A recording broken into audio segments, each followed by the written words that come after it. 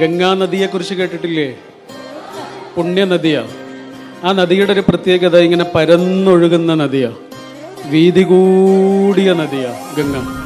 പക്ഷെ ഗംഗ ഒരു സ്ഥലത്തെത്തുമ്പോൾ ആ വീതി ഇങ്ങനെ കുറഞ്ഞു കുറഞ്ഞു കുറഞ്ഞു വന്ന് ഒരു ചെറിയ കൈത്തോട് പോലെയാകും. അപ്പോൾ ഗംഗയുടെ പേര് ഗംഗ എന്നല്ല, പേരും മാറി, ഹൂഗ്ലി എന്നാണ് പേര്. അത് ബംഗാളിലെത്തുമ്പോഴാണ്.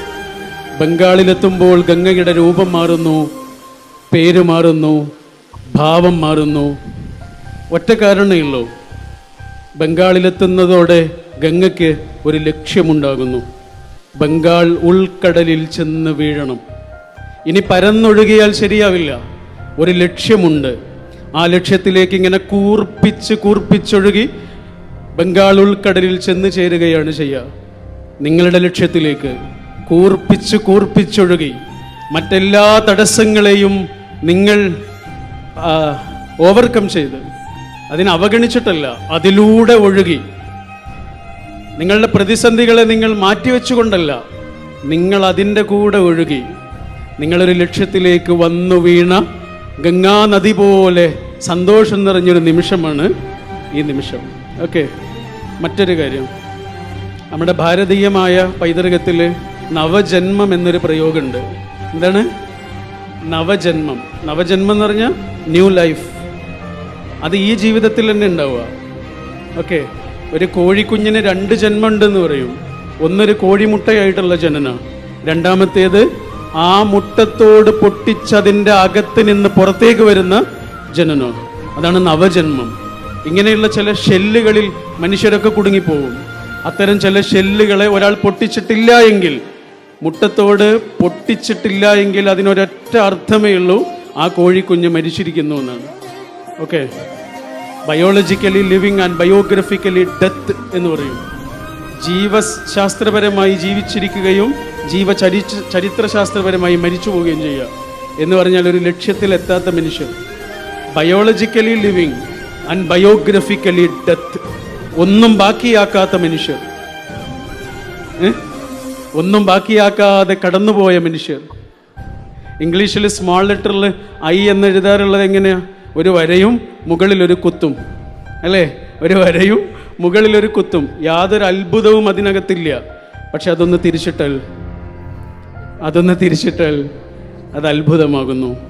ഇങ്ങനെ മറഞ്ഞു കിടക്കുന്ന അത്ഭുതങ്ങൾ ഒളിഞ്ഞു കിടക്കാത്ത ഒരു മനുഷ്യനും ഈ ലോകത്തില്ല കേട്ടോ. അപ്പോൾ ആ നവജന്മത്തിലേക്ക് എത്തിയ കണ്ണുകളാണ് ഈ സന്തോഷം കൊണ്ടിങ്ങനെ പൊതിഞ്ഞു നിൽക്കുന്നത്. ഇനി നിങ്ങൾക്ക് വരാനിരിക്കുന്നത് ഒരു ഹോണറബിൾ എക്സിസ്റ്റൻസ് ആണ്. എന്താണ്? എക്സിസ്റ്റൻസ് അല്ല, അത് ജന്മം കിട്ടിയ എല്ലാ മനുഷ്യരും എങ്ങനെയെങ്കിലും എക്സിസ്റ്റ് ചെയ്യും. പക്ഷെ ചില മനുഷ്യർ ഹോണറബിളി എക്സിസ്റ്റ് ചെയ്യും, അന്തസ്സോടെ ജീവിക്കും. അങ്ങനെ ഒരു അന്തസ്സിലേക്ക് ഇങ്ങനെ ഉണർന്നു വന്ന കണ്ണുകളാണ് എൻ്റെ മുന്നിലുള്ളത്. ഓക്കെ, ഒറ്റ കാര്യമേ പറയാനുള്ളൂ.